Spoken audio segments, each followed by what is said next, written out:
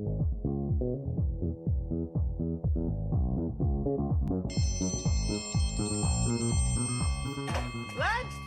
kids! All right! Yum, yum, yum, yum, yum. Hello, friends. It's lunchtime. And we are live on the lunch break show. I am Josh Hart on RNCN, joined in studio as always by Matt Stoker and Zach Lewis. Hello, gentlemen. Hello. Howdy. You guys having a good day? It's been a day. It's been a day. Yeah, it's been a day so we far. We have a full docket of stuff to talk about today. The one that's hot on my mind. I want to go ahead and say I saw it this morning Top of the as list. I was going through Twitter, and that is, it'll be a short conversation because I don't think you guys have much to say about it. Okay. But the vindication of the Cowboy fan in me of saying that Dez Bryant made the catch 3 years ago. Finally, this score has been settled. Yes, I get to point at all my friends who are Cowboys haters and go, ha, I told you. For those of us who couldn't care at all about sports, Fair. What is this catch So- and why is it a big deal? 3 years ago, Cowboys in their prime, Romo at quarterback. This was their shot. This was their shot on our way to the big dance.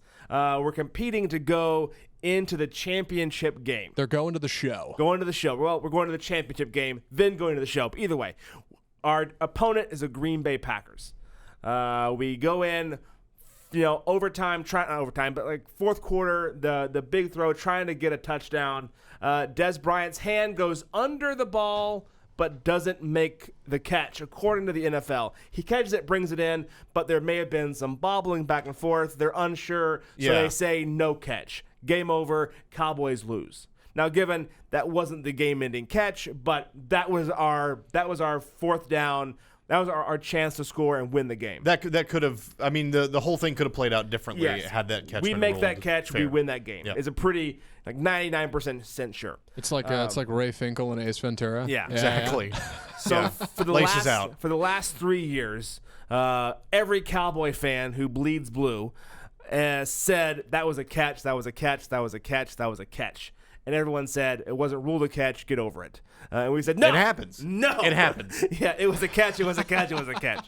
And finally, a committee of the brought together by the NFL sat down and for some reason, I have no idea why, reviewed it and said, in fact, it was a catch. And you know what? It feels great to be vindicated. Sure. Still hurts some. Doesn't matter though. Doesn't matter at all. And that raises the big question: is why do this at all? Yeah. I mean, I assume it's for instructional purposes. Yep. Perhaps teaching your refs like, hey, let's go back and review some controversial calls and just see where we stand, and see if we can better improve our officiating during the game.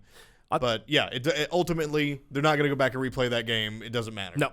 And I'll tell you this. Normally, I don't read the full article of anything. I read like the first two paragraphs and I bounce. I read the full American. I read the full article of this. And more confusing is it said they were quick to say, by the rules of officiating at the time, the refs made the right call. Oh.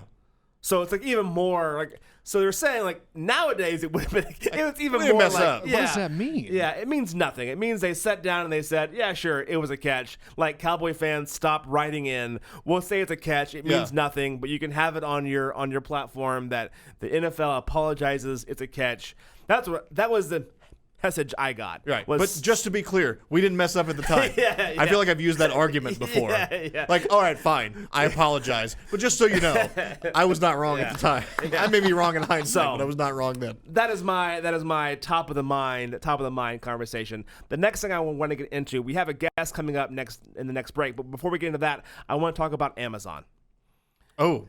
Amazon right. just acquired Ring. And if you're unfamiliar, Ring is the thing that goes on your doorbell that you can press, and it sends out like a notification wherever you are saying, hey, so-and-so's at your door. You can see a video and all that kind of stuff. That's what Ring does. Right, it's the smartphone equivalent of a doorbell. And so you can answer it wherever you are in the world and say, hey, I'll be out in a minute, or leave it on the door. And so what it hopes to do is for every paranoid person that thinks bad guys ring the doorbell, and if you don't answer, they kick it in.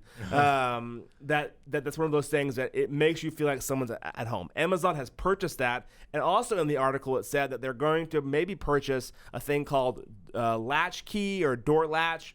I forget the name of it off the top of my head. It's called Latch. But Latch. Yeah. And that is a remote control inside of your door, like door handle. Yes. That you can like pin press, and it can unlock your door for you. So I've heard about this initiative from Amazon there's a couple things to unpack here, but first of all, the Amazon, we want access to your home, which, sounds like a dystopian future that I don't want to live in. Yep. Where I'm giving the Amazon carrier entry to my house, which, anything could happen, I guess.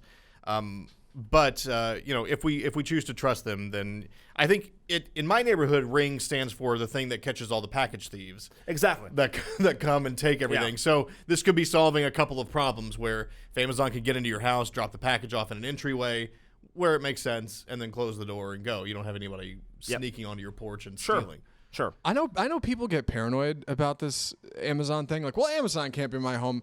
God, they know everything about you. They already know. Oh, yeah. Have you seen the kind of things Amazon suggests to you? I mean, Yeah. it's insane. Yeah, they get so in front of things. They can tell me when I'm running out of eggs now. Like, it's obscene. Yeah, they already know what's inside my house. You can have it. Whatever you want, take it. Like, you know everything about me. That's how I feel. Like, if there is some burglar out there who goes, here's my long con, I'm going to get a job working as an Amazon delivery driver and do this 10-hour shift, grueling work on the off chance that some point in time I'm going to get to open a door where, by the way, they know who I am. Right. They know my ID and where I live. I am the prime suspect if anything goes missing. Yeah. That I'm going to then go in and like take something and then like sneak off. Like it's a really bad con.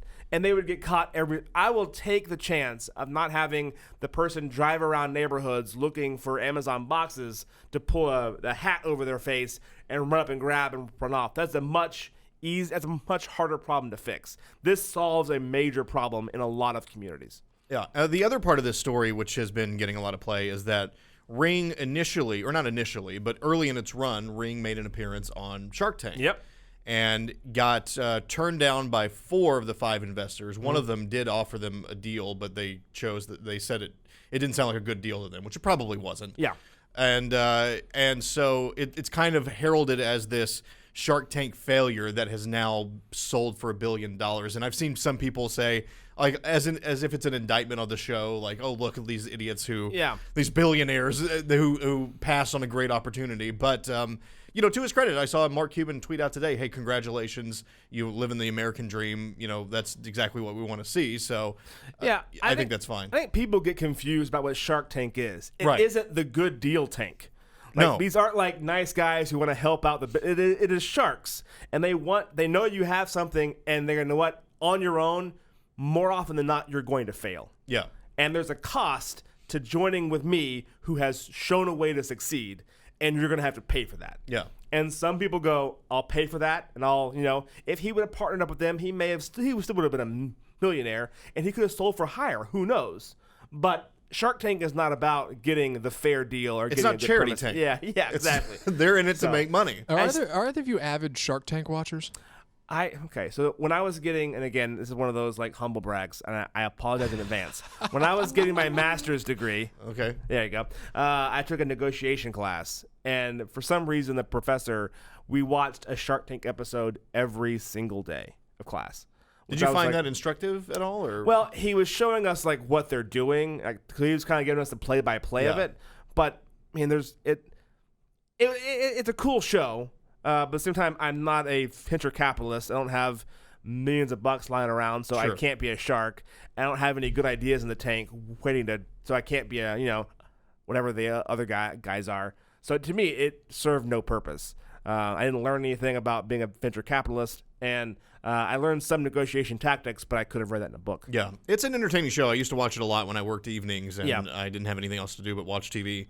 and wait for my next newscast. So Shark Tank is a brilliant show for when you have nothing else to yeah, do yeah, except watch TV. And I liked it. I mean, there were obviously it's like anything. It's the American Idol syndrome where the failures are more entertaining than the successes. Every now and then you get one of those tear jerkers where this guy has put his whole life into it and he needs this to survive, and they throw him a line and he makes well. And I see those stupid scrub buddy sponges. We have one. The little face sponges. Yep. And that was a Shark Tank item. And Yep. I remember that, and I was like, what is this? And then I see them everywhere. Yep. So, like, it is a successful show. Like, Yep. it can lead to success. We have one, and it works great. My wife saw it on Shark Tank, bought it, because when the face no longer smiles, it's time to clean it. It's perfect. Yeah. So, again, it's one of those cool shows. We have a lot on the show today. Again, this is the Lunch Break Show on RNCN. We're bringing in special guests from around the community, also talking about what's trending and what's happening in the Dallas-Fort Worth area and nationally. We air every Monday, Wednesday, Friday right here on Facebook, and then we also post again live on YouTube, so you can find it there as well. If you like the show, please comment, like, subscribe, whatever it is that you got to do to make sure you get to see this content every day, 12 to 1. Coming up next, we have Chris from Tacky Box coming in. He's going to tell us a little bit about her services and how they help the community. I'm Josh. This is RNCN on the Lunch Break Show.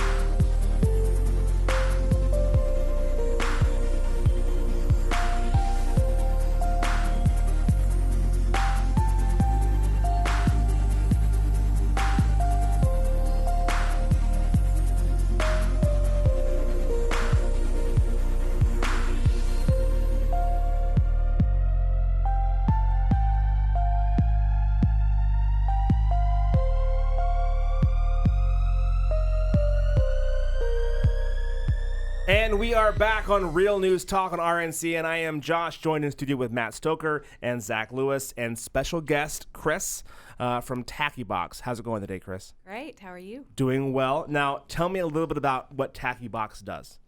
So we are focused on creating systemic change in the way that we treat one another.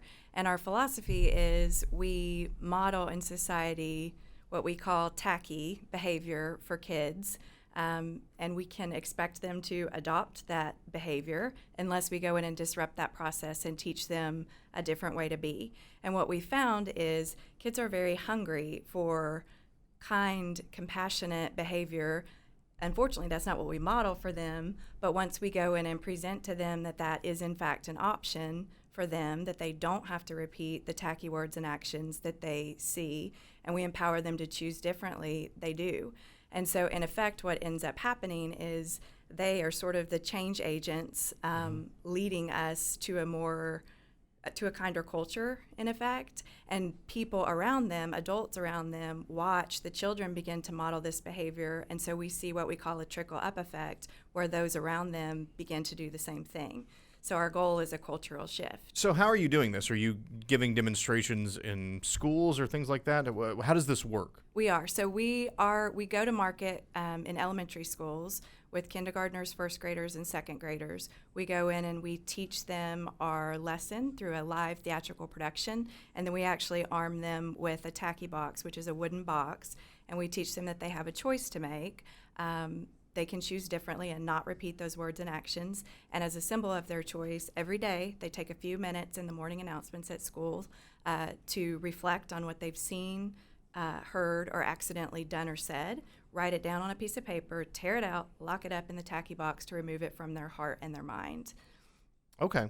So I when I first heard this concept, I thought this sounds like a swear jar a little bit, like where if you do something bad or if you say a bad word, then you have to, I don't know, put a little money in there or put a note in there or something like that. And that way you can track, I guess, your progress of if you're getting better or not, depending on how full the jar is each week or each day or whatever, each hour around here sometimes. Yeah. Do y'all need a tacky box? No, man. Probably. Yeah, we might. I think the cool part about this is like one of the things that it's a way of separating the action from the person. Right. And so the school kid goes, "Hey, I'm not tacky. I may have done a tacky thing, but that's not who I am." And so it's a way of understanding what the action was, writing it down, and then literally taking it away from them and putting it in this box where that's where all the tacky stuff lives. Right. And it stays in there. Right. And there's psychology behind it that honestly I didn't understand when we first created it. I saw the result of what we created and thought, okay, we have to share this because quite frankly, I'm 41, my daughter's 11, and if I look at the trajectory of how the world has changed in the last 30 years, I'm not okay with leaving that for my kids. Sure. So I just said, got to do something about it. So we jumped in and started doing the work, and it was the mental health professionals that helped me understand the reason it was working is because while it sounds simple to us, kids at that age don't have the ability to think abstractly. So they might hear or see something or do something, and then all of a sudden they feel that ick factor, but they don't know what to do with that. And so when we give them that box and we give them that process, they are able to move through that negative experience and do exactly what you just said, understand it's not about them. It was something that was modeled for them. They repeated it. That doesn't make them bad or good, and move through it. So in essence, we're giving them a tool that will sort of help them maneuver life, on just as they age. So how long have you been doing this? We started it I guess we invented it in my kitchen in January of 2013. So this is something you were doing at home with just your kid? It is. And it happened super organically. My daughter came home from school her kindergarten year, halfway through the year. It was in January. And she's telling me a story about her day, and I'm just cooking in the kitchen, sipping a glass of wine, and she drops a 4-letter word in the middle of the story. But she clearly doesn't understand, that it was inappropriate. And so I just said to her, I said, Emma, you're going to hear and see all kinds of tacky things in the world, but you have a personal choice to make. You can either repeat those words and actions and be tacky, or you can choose differently for yourself. And I said, so go in your room, take some time to think about who you want to be, come out and let me know. And so she did, and luckily for me, she came out and said, I do not want to be tacky, I want to be kind. And I said, great. Let's make a tacky box. And so we did, and she decorated it, wrote down the word that she'd used, and locked it up. And so I was kind of going, oh, yay me, great mom moment. I, got myself out of the hot seat. But then a few days later, we were watching the American Music Awards, questionable parenting, that I was watching that with my kindergartner. But she came out, and Justin Timberlake came out and said, shut up, in the middle of his performance. And I watched my 5-year-old get up off the couch, go to the kitchen, take that box down, write, shut up, Justin Timberlake, lock Justin in the box, and come back and sit down. And so she self-monitored. And that's really the point, is that we're teaching kids to self-monitor, and then the output is a cultural shift. So are you ever concerned about a kid going, I'm going to choose to be tacky? Has that ever happened in the history? Has happened. Oh, wow. It happened in an assembly one time. And we just have wants the to whole, fill the box. Yeah, we have the whole group together. We've just finished the production. Everybody's singing the tacky box song. Yeah. Everybody's feeling good. And, we said, so what is your choice? And there's one, everybody says kind, and one kid says tacky. And we're like, well, that's your choice. Because in all actuality, it is, And it doesn't work. I think that's the difference about this. Instead of us just telling kids who to be or what to do, we're giving them their own personal choice. And think about just even you guys, like if you choose something for yourself, that's going to stick, as opposed to your wife telling you to do something or your boss telling you to do Yeah, something. yeah. It's just different. So that's the nature behind it. So walk me quickly through the process of how it started in your kitchen to now that you're doing in schools. Was it just a matter of sharing it with your friends and it just grew that way, or It how was did that super work? strategic because I saw the problem with the world. Yeah. And I was just sitting back going, I can't sit here and watch these things happen and not do something about it. And again, I watched how it impacted kids when a child was bullied, and I think we overuse that term a little bit, but when something like that happens to a child, they didn't have the resiliency to deal with it. And I thought back to, I was bullied when I moved into a new town. I think between my 8th grade and 9th grade year, first thing I chose to do was date the senior quarterback my freshman year of high school, so the girls were quite mean to me. Yeah. And we're talking throw rocks at my car. Oh, wow. Write, words that would go in the tacky box on my house and things Yeah. like that. But we would clean it up and, move on. And part of that was that I had a hippie mom who taught me resilience, but I just started thinking, like, what is missing? Why are kids internalizing these things so much? And then again, just, I was tired of watching the news and see what's happening in our world. So I made a conscious choice to do it. Okay, so this is as much as teaching kids not only their own behavior, that I said something tacky and I need to solve that, or I need to get that out of my life, but it also teaches them that the other people are having that same problem. Other people are saying something that maybe they're not a bad person. Maybe they just said something bad, and I need to understand that that's not necessarily anything that has to do with me. Right. We always tell kids, when someone is unkind to you, it is not your issue, it's their issue. And honestly, hurt people hurt people. So how do we go back and teach those people how to process what's happening to them? Because we're all going to get hurt at some point, right? But we have a choice how we're going to respond. And that's honestly, so we were chatting outside, that's how we've moved into the cyberbullying space and going down the technology road for the same reason, because it's happening online too. So for principals and educators that want to get involved, how do they contact you? Chris at tackybox.com. Perfect. Again, and you can find that again. I'm on tackybox.com for more info. I'm on the site right now. There's instructions and videos and all those different things. Again, it's tackybox.com. Thank you so much, Chris, for coming on. I appreciate it. Absolutely. Thank you for having me. Thank you.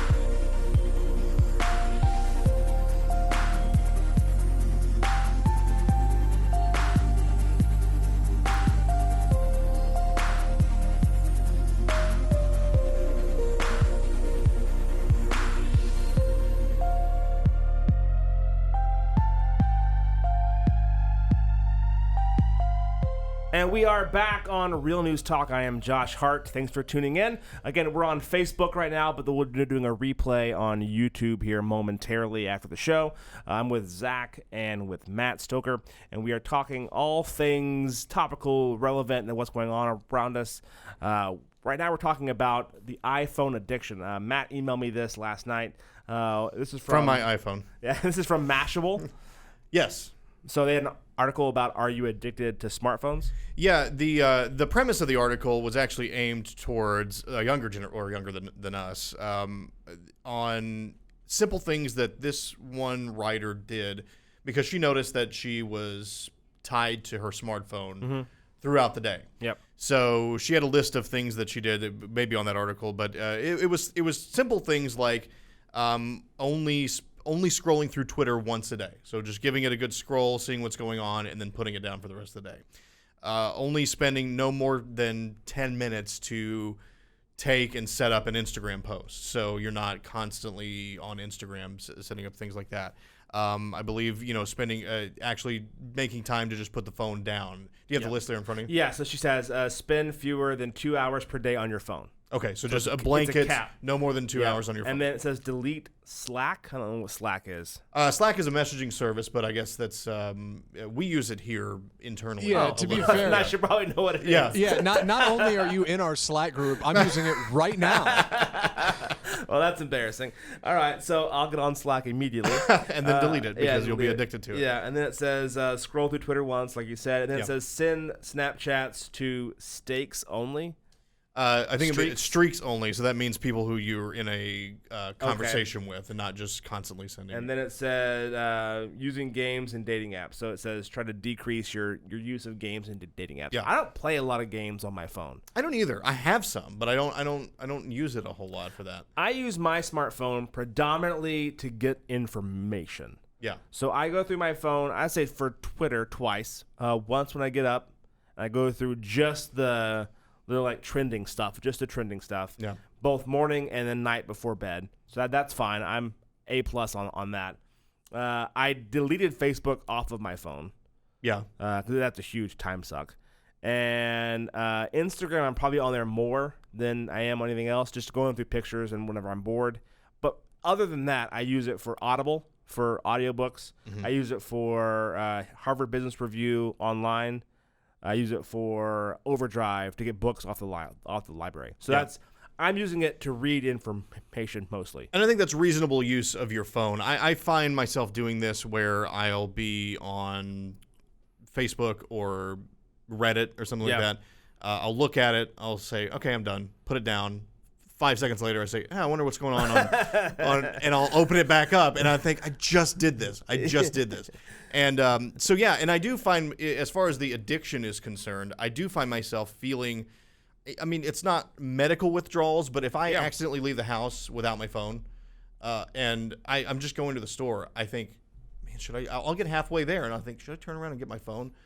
Because I'll do that a lot, and to me, I hate that feeling because there's a tinge of I'm addicted to this thing. I need this thing with me at all times. There is a sense, though, when you've left your house and you don't have your phone. I've gotten to work before and not had my phone, and you feel panic. Yeah.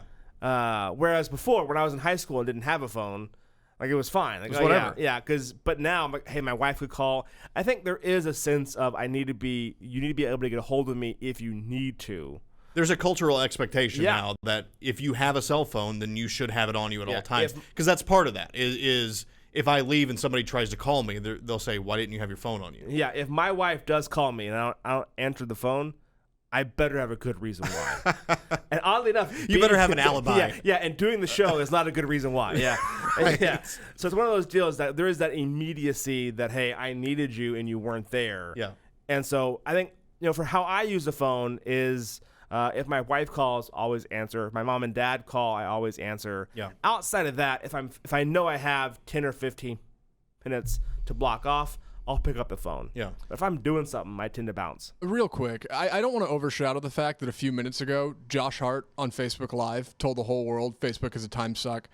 Also, Josh, you don't listen to any podcasts? What you're doing right now is what's going on? Of course I listen to podcasts. Yeah. Audible is chock full of podcasts, and I have Stitcher. Podcasts. I have Stitcher as well. Yeah. So I get my cover podcast. those in. tracks, Josh. I would say, to be fair, if there were some way for me to track how much time I use on each app, it's probably the podcast app that I have open most. I was going to say who we should have gotten for this. Samantha Knight upstairs. She totally has this app that tracks how much time you're in each app on your phone and how much you're in it total. Ooh. And the other thing she did, and there was a Vox video that came out about this last weekend, she set her phone to grayscale because if you like the way apps are designed, almost like cereal boxes, they're bright colors. They're there to kind of hook you and grab your attention and bring you in.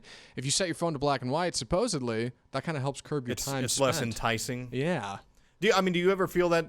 Have you ever felt the need to put your phone down? Just say, I'm not looking at my phone for the rest of the day. No, I'm a big believer in it's kind of like gambling addiction. They say you only have a problem if you're losing, right? That's where I'm at. Like I don't think my smartphone addiction is an addiction. I think it's perfectly healthy based on like I don't know how much I use it. But no, I do use it a lot. But it's exactly what you said. It's a connection to the world. It's how I get information. I check emails. I do phone calls. It's how I talk to people who are significant in my life. And also, spend some time on Reddit. That's fair. Yeah. So yeah, I don't know. I don't think it's really a problem. Okay, this may just be a me thing. I am not smart enough to figure out Reddit. Like, Okay. I look at it and my mind just goes, blah, like, bah, and like all of those like subreddits. It's a mess. All my engineer friends love Reddit. Any tech person loves Reddit. Me, I'm like, I can't focus. Yeah. I need the shiny thing. I need it to be like lined up perfectly. I can't follow the threads. My head explodes whenever I Yeah. see a Reddit post. Matt, you want to take this one? Well, I was gonna say my wife was the same way because I would send her things that I saw and she would be like, whatever. Now she uses it more than I do. Okay. Because I think it's just a matter of you got to power through that moment until it just clicks with you. And I think a big part of that is, I mean, not to teach all of you how to use Reddit, but I think a big part of that is to create an account and then just follow a bunch of things that you're interested in, and that helps But to. you can like, get down some weird paths. you can get down some very weird paths. Yes, yes. absolutely. Yeah. I've had friends send me stuff like, why is this on? Why are you looking? You are a professional. Right. How Yeah. did you get here? Yeah. You say I didn't search for this, but look what I found. That's why you have a separate account that follows all those weird Right. things. Yeah. An alt, as they call it. Yeah, an alt. Good No, lord. Reddit is one of those things. If you don't know how to use it, like honestly, it's probably for the better. Don't learn. You don't want to know. Okay. Like it is probably the thing I spend the most time on my phone. Right. Easily. Yeah, so totally. yeah, you're straight. So I yeah, won't jump down that road. I do want to just kind of make the effort to, if I'm going to go walk the dogs. Well, I like to listen to podcasts when I'm walking the dogs. But if I'm going to the store or I'm just making a quick run, I want to be conscious and say I'm just going to leave my phone at home. I'm going to be away from the world for 20 minutes, and hopefully no one dies in that time period. Yeah, I know for a fact I could leave my phone at home all day, and the world would spin. Everything would be fine. Oh, yeah. Yeah, but just on the off chance I needed it, I didn't have it. That panic alone, I can't. Yeah. I can't be without I've it. gone through a whole day where no one has texted me, no one has called me. This is a very sad indication of what my life is. But I've realized at the end of an 8-hour day, like, I didn't need this thing. I didn't need it at all. The only thing I did on it was waste time. So. I have to believe that somebody wants to talk to me. That's why I've got to hang on to my phone. If I get to work It's and I don't have narcissism it, more than anything. I got to go back. Yeah. I can't leave it. I'm not addicted though. Definitely No, not at all. That doesn't sound like it at all. we've solved nothing, but proven that we all three have a major problem with that. Right, that we're not willing to admit to. I'm in denial. Yeah, we're going to take a quick break. When we come back, we have a special guest in Anna Xavier. We're going to chat with her a little bit and talk more topical news segments. This is Josh on the Real Lunch Break on RNCN.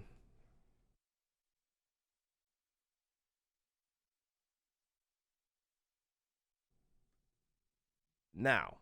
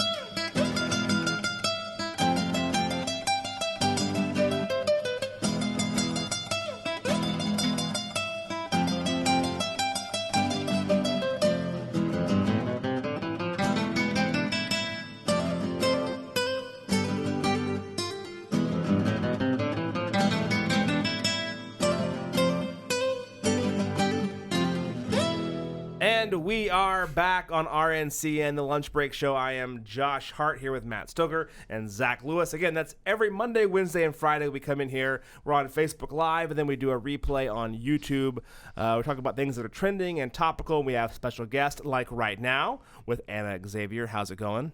There. All good, all good. I was playing this Spanish. This is called Spanish Evening. Oh, Spanish just for you. Evening. Now, I know you're not from Spain. You're from Portugal. It's a big difference. Close enough. To us Americans, it's close enough. They didn't have any Portugal evenings, so I Damn it. couldn't do that. Now, you were saying something as I brought you in and explained why we were playing that the Portugal guitar is different than the Spanish guitar? Yes, the traditional one is kind of like, it has more strings, and in all the traditional Portuguese music is also very sad, so the guitar has a very strong component to it. So Are they yes. typically nylon strings or are they like metal strings? I don't know. Okay. Let's not go Just into curious. it. I Just have no curious. idea. I'm not a musician. You should know Because that was a- everything about your culture. Yes, That was a Sorry. nylon string Yeah. guitar. It So was, I'm, yeah. Yeah, definitely. So not. what part of Portugal are you from? Up north. So it's close to the border up north in the mountains. And Portugal can fit 7 times in Texas pretty much. So really small, like 8 Yeah. hours drive one place to the other. Yeah. And so it's very cold. Actually, it was snowing yesterday actually. So very cold. In the mountains can get really, really cold and very hot in the summer. Very extreme. That's So, fascinating. How does snow go in Portugal? Because if you've been watching the Winter Olympics, there was that whole thing where a bunch of announcers said that like Norway skates everywhere, which isn't true. I'm curious, do they do the same things we do here? Do they throw salt on the roads? Do they watch out for ice? Do they have snow shovels, or is it is there snow plows that go around? What's the score? Well, the thing is, it depends. Portugal is very small, but it has very, very different weather across it. So north is very extreme, kind of like the middle part. If you go to the kind of like the countryside, you can get snow. You can definitely get snow, but it's in the highest part, like the mountains. And that way, it's expected to snow, but not that many people live there. So it's kind of like, not that many population. Yeah. So you don't have the need for that unless it really snows like crazy.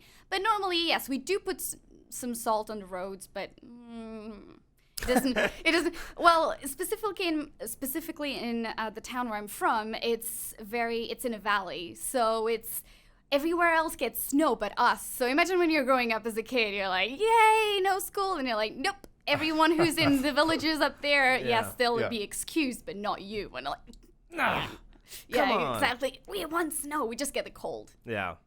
Who doesn't remember like waking up on a snow day and hoping on hope your school would come across like the news Oh, yeah, you chyron, just like, watched oh, it. please, I'll get out for the day. And of course yours wasn't, Hey, and you had yeah, to go to school. exactly. The opens at 10 day were the worst. It was Oh, like, yeah. Oh, You those still are have to go to great. school. Just Actually, cancel it. The opens at 10 day I didn't mind because you got to sleep in and you bad. still got counted as going to school. Yeah. So you didn't have to pick that up when it was nice and sunny outside. So I didn't actually mind the going in at 10 bit.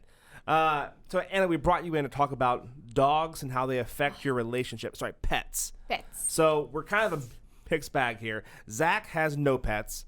I have 3, and Matt has a whole farm. I have all the pets. Yeah, he has all the pets. And Yeah, I heard something like 12. Not quite. No. I've got. I made that number up, to be fair. Oh. I didn't check my source. At one point, you were not far off. I right. had. We have 3 dogs, 3 cats that are permanent fixtures. We did have 2 ducks, but they are gone now.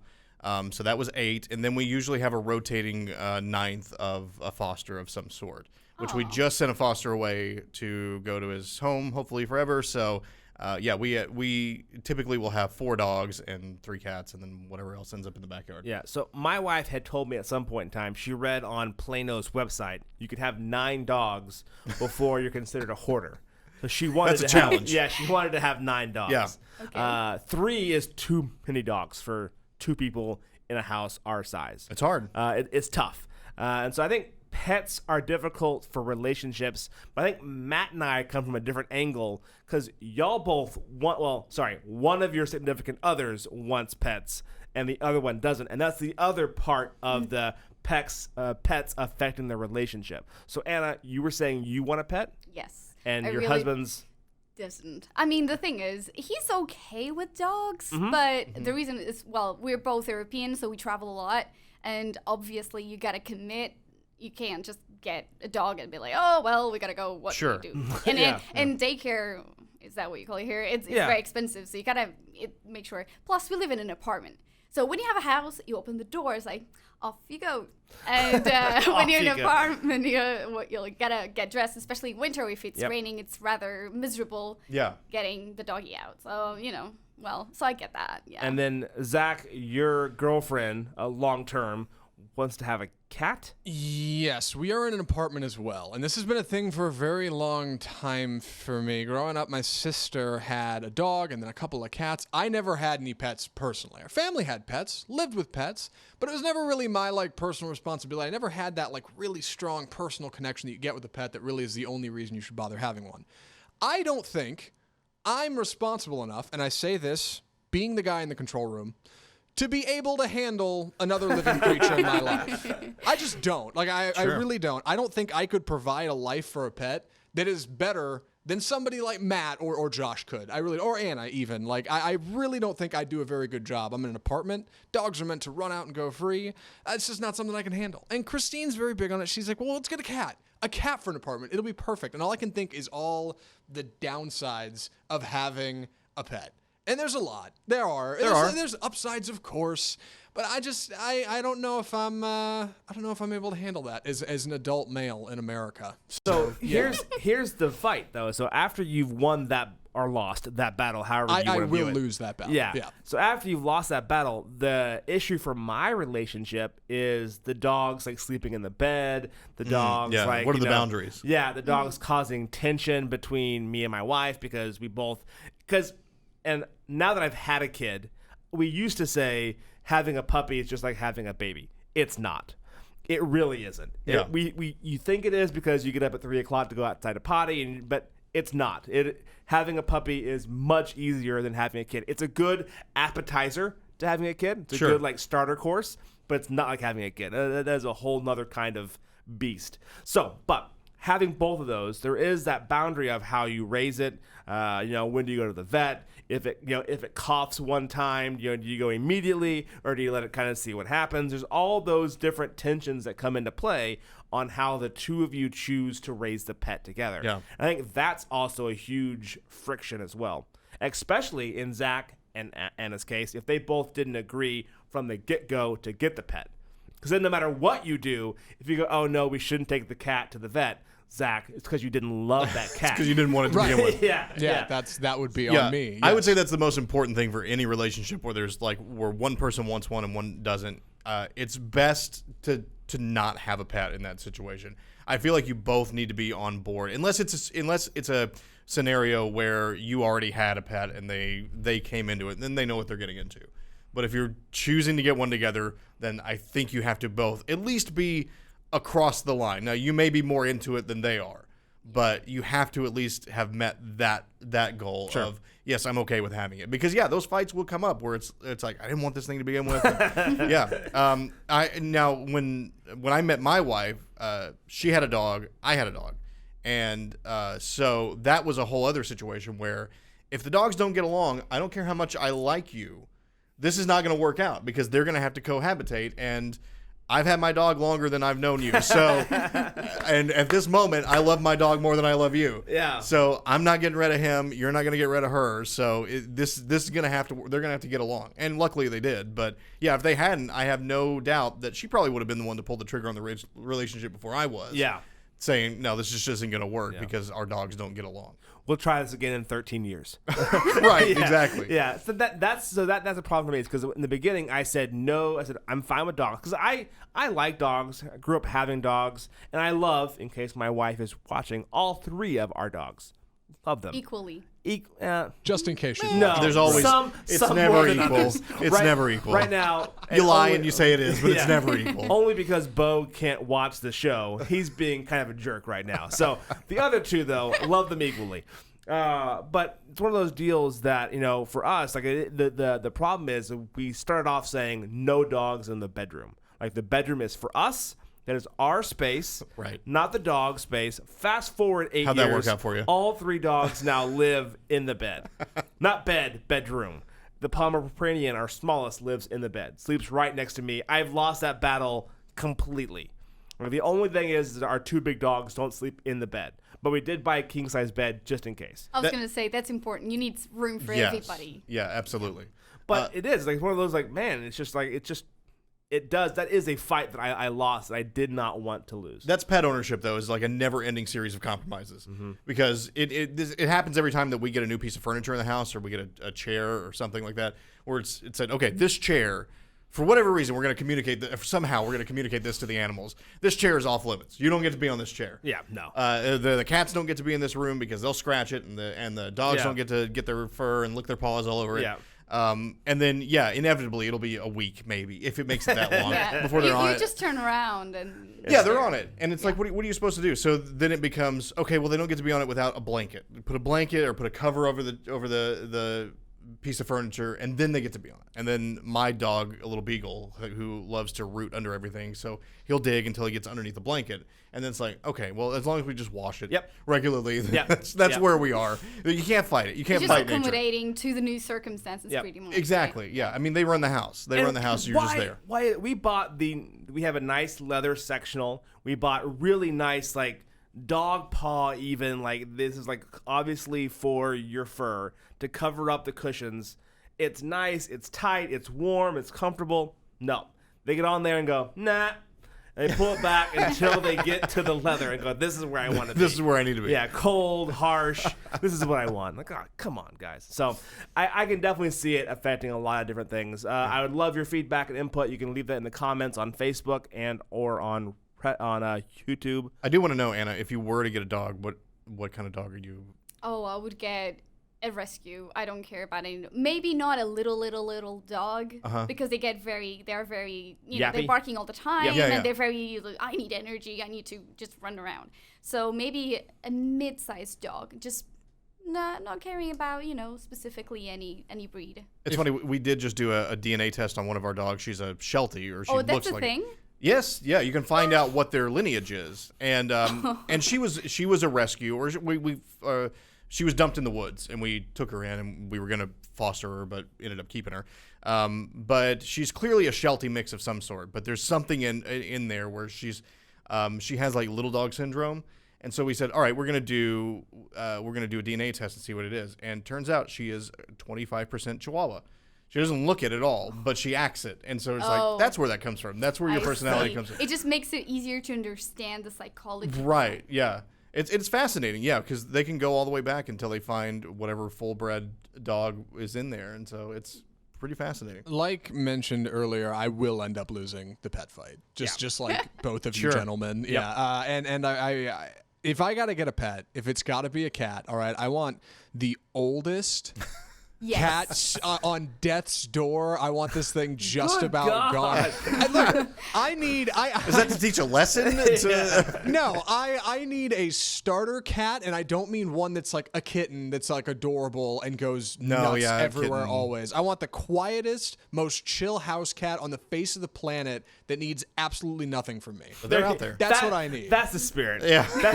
That's what the SPCA loves to hear when you walk in the door. I guess getting in the shelter and having that request will just make wonders. There's got to be I mean, come on. Like, there's old cats out there. There's old cats in the shelter. One day left in the pound. If he's here at 5 o'clock, he's gone. Like, that's the pet I want. Those are out there. Yeah. Well, thank you. And if you have any other comments or commentary, especially about what Zach just said, you can post that on Facebook or on YouTube. We'd love to answer back. We're going to come right back and talk about some food trends that have hit the airwaves that have got Matt and I and Zach steamed on RNC and the Lunch Break Show. Thanks for tuning in.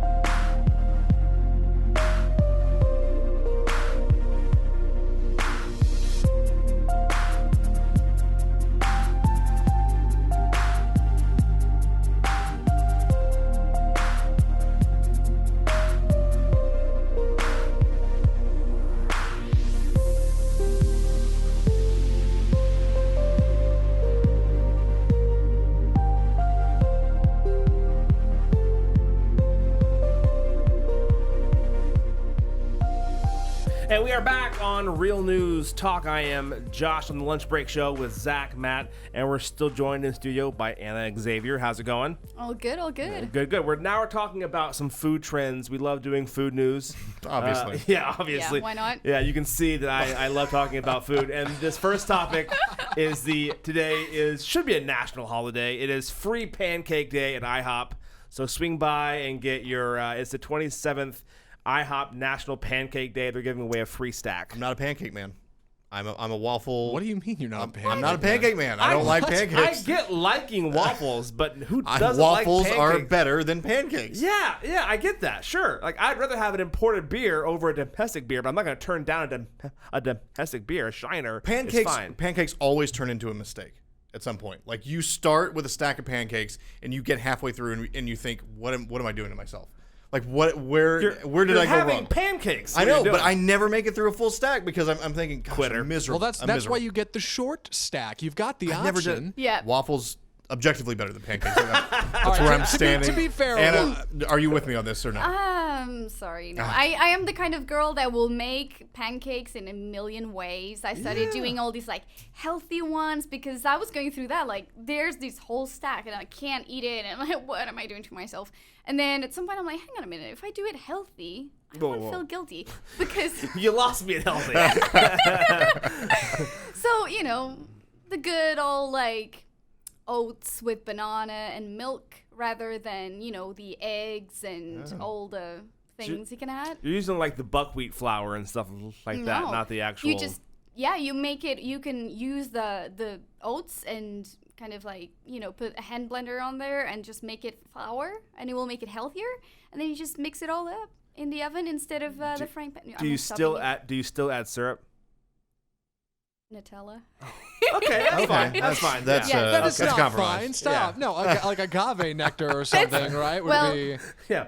That's where I lose when my husband is like, well, should we have pancakes? Like, yeah, the healthy ones. It's like, yeah, no, you're not gonna stay away from Nutella, are you? I'm like, no, You just I slather can't, it in I can't. chocolate. You gotta do hazelnut, something. Yeah. So that sounds, this is a kind of a good segue. We're getting into Trader Joe's. Trader Joe's has some new products that you have to try. They're huge right now on trying to get people involved in buying the next like weird thing. The thing I love about Trader Joe's is it takes all the options away. If you want ketchup, they have ketchup. yeah. And that's it. There's no like 17 brands of ketchup vying for your attention. It's Right. one. So here's some of the things that they have right now. The organic green kombucha. You guys familiar with kombucha? I am. Yes, Now, everyone's been talking about it, What but I is haven't. that? Yeah. So, and again, if I'm wrong, Matt, jump in. I think kombucha is a drink that is has like live bacteria in it. Yeah, I think it's fermented or something like that. So Yeah. it has a small amount of alcohol, but not enough to like do anything to you.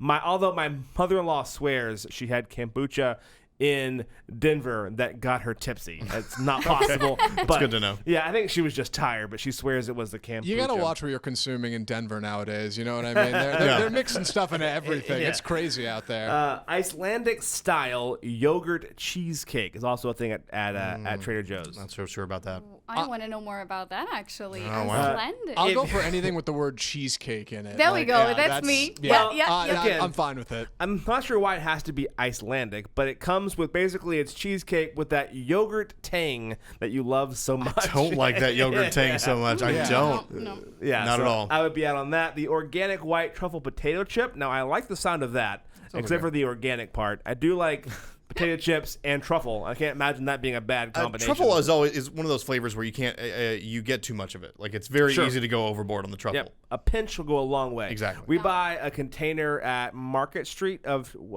black truffle like salt, Yeah. and on popcorn, phenomenal. But it's on your fingers for days. A little Yeah. side note there. Oh. The yellow jackfruit curry Japanese rice sounds way too confusing. I'm out. Yeah, the what? Yeah, exactly. The yellow jackfruit, which is a thing, and then the curry, also a thing, and then jasmine rice, also a thing. So it's all three of those things mashed together. Sounds like a meal. It sounds like a meal, yep. And then you have, last but not least, the rice cauliflower stir fry. My wife actually likes it. I've tried it once. Sounds it's okay. Yeah. I'm not as big of a cauliflower fan, but that's all right. Yeah, is this rice with cauliflower or cauliflower rice? No, so it's cauliflower that's steamed, and then you put it through a ricer. Right. Which turns it into rice shapes. So basically, it's just very small Small bits of cauliflower. cauliflower. For anybody who that's wants to, stir fried. yeah, for anybody who wants to try that, Zoe's Kitchen has a cauliflower rice bowl. Yeah, It's okay. It's not bad. Yeah. I've had cauliflower pizza, which the cauliflower is flattened out and then rolled out into like the dough. What are you doing? Yeah, well, my wife. Okay, guys, the things you do for love is astronomical. But yeah, it's not bad. I mean, again, you add tomato sauce and cheese, and it's I think fine. Kroger sells those frozen now, cauliflower pizzas. You can try them out. Boom.